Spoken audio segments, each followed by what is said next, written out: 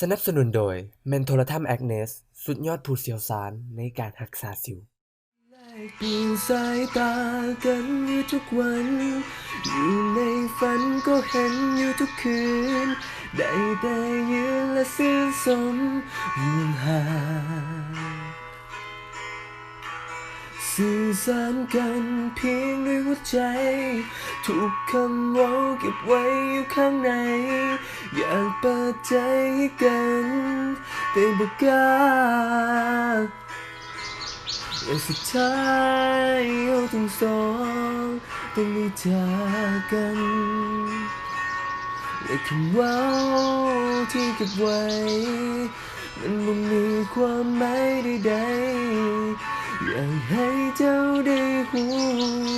จะเก็บใจเอาไว้ให้เจ้าคนเดียวเท่านั้นก็พอเพียงแต่ขออย่าให้หัวใจนี้ต้องได้รอทั้งวันและคืนต้องยืนคนเดียวโดดเดี่ยวกับความเงียบเหงาความหักมีความหมายกินใจเท่าใดก็ว่าบ่พอหากแต่ว่าบอกกล้าที่จะไปบอกทั้งลากันไปสองใจต้องจากยังอยากเก็บคำว่าหักไว้อยู่ในใจโอ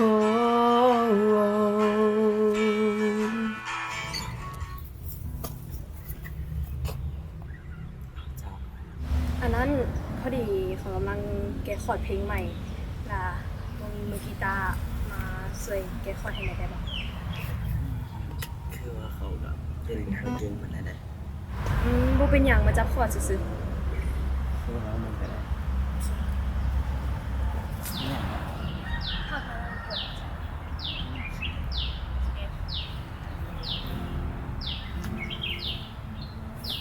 ทั้งไหน ๆความหักเป็นสิ่งที่หล่อเลี้ยงหัวใจสมองความอบอุ่นอยู่ข้างในให้คนที่หมดหวังได้ละไหมให้มีกำลังใจแต่หากก็สามารถทำให้ได้หายใจเหน็บหนาวอยู่ข้างในให้คนที่หมดหวังได้มาใช้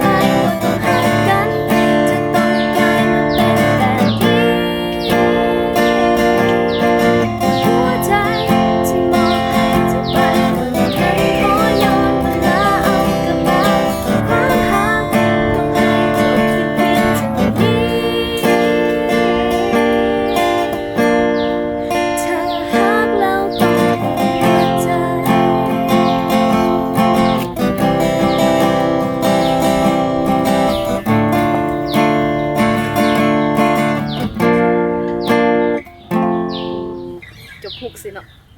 ก็เก่งอยู่เลยเจ้านี่เข้าใจได้ เป็นอย่าง ฉันเดี๋ยว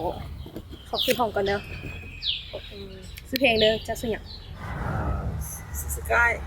อ๋อสกายโอเคเดี๋ยวมื้อหน้าสิมาซ้อหาเพลงยังบ่จบไปละบ๊ายบาย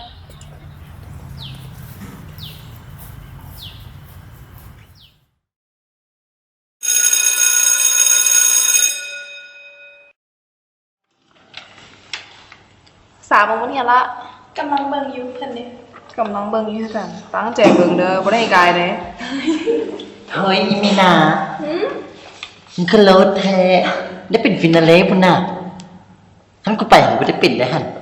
ได้เดินกับดาราประเทศเพื่อนบ้านพร้อม โอ้ยมึงก็ไปแทนหมู่มื้อนั้นก็บังเอิญอีพลอยมันก็เหยียบแก้วแล้วอยู่ดีอีวีมันก็แคนเซิลก็เลยได้ไปเดินแทน อืม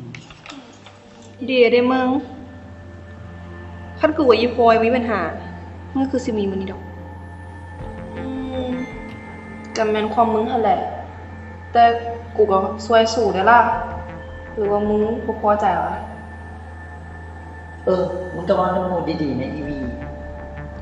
กูก็เป็นจังซี่เดะลี่สร้างของเรื่องละแต่ฮู้บ่ว่าแก้วที่พอยเหยียบนะ มีอยู่ทั้งเกือบเขาแล้วเกือบวีนำ เอา คนเห็นแม่งโคตรสัวเลย แต่กูว่าบางที มันอาจมีคนที่สัวกับคนที่เอาแก้วมาใส่เกือบก็มีไผสิฮู้แม่นความนั่นแหละเฮ้ยน้องไปแคร์ตรงเมนี้อยู่เพลงใด คุณนี่ว่า เออ จะเบิกกูดู ลองเบิ่ง เอาสั้นเลยล่ะ เอาอีนี่นะโอ้ย ตัวแค่ตัวน้อยๆหนึง แต่มึงก็งามเลยแม่สุดนี่งามมาก กูตุ้ยนะ วิบอกคุณอีกงามอีหลีนะ นี่ขอบใจ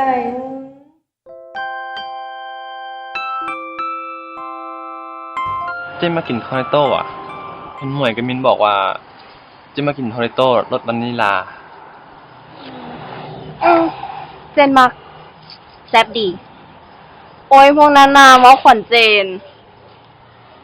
แต่ที่จริงกับแมนนะ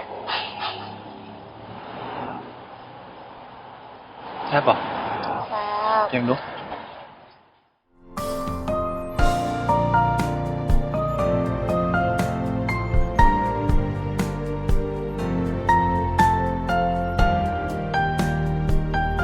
หนึ่ง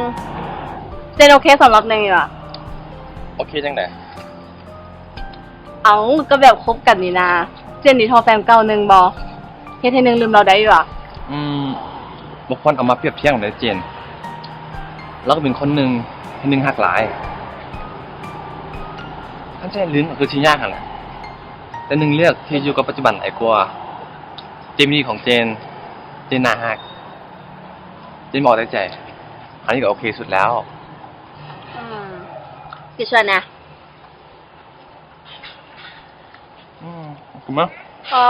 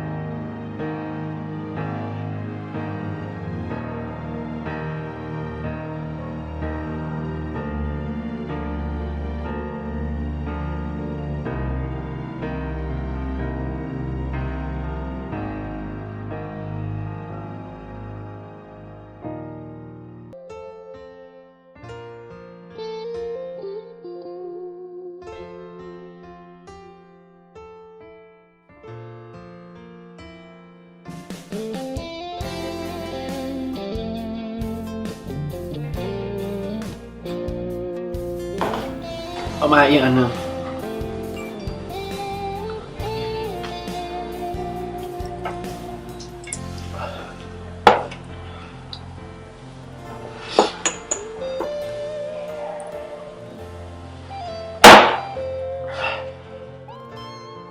อีสานที่เขาได้ใจ อีสานที่เขาเข้ากายอีสานที่เขาได้เจ้า เอามาอีกอันหนึ่ง อีสานที่เขาสดอินอีสานที่เขา ดีพอแล้ว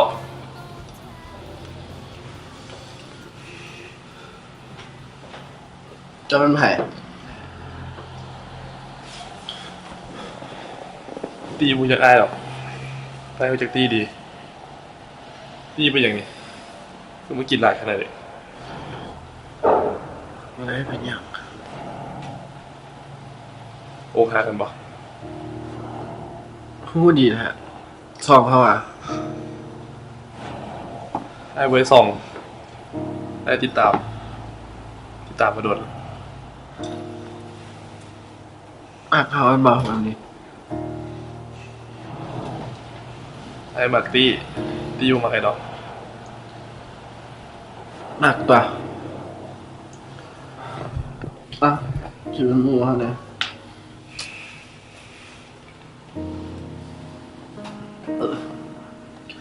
เอามาให้หน่อยอันหนึง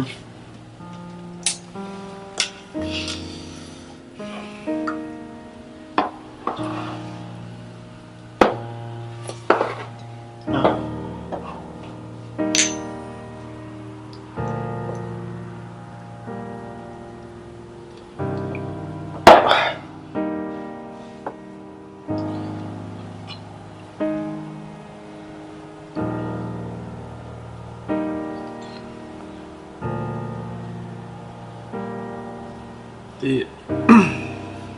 ติ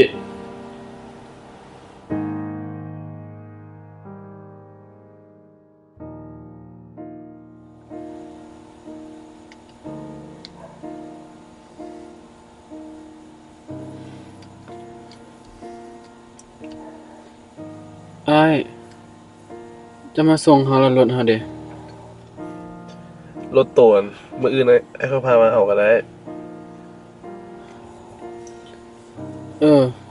จะซื้อหยังเกาะ ไอ้สบิลลี่ มันดีจะมักเฮาอ่ะ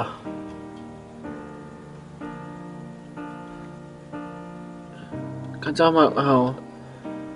ลองคบกันบ้างบ่ตอนนี้เฮาโสดได้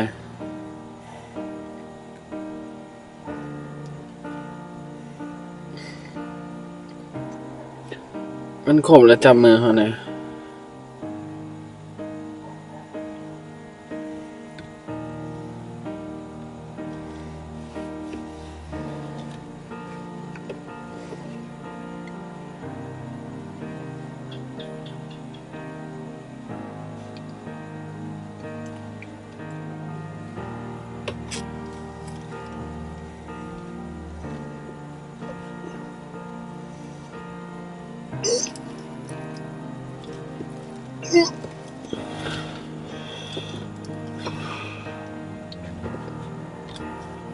เต้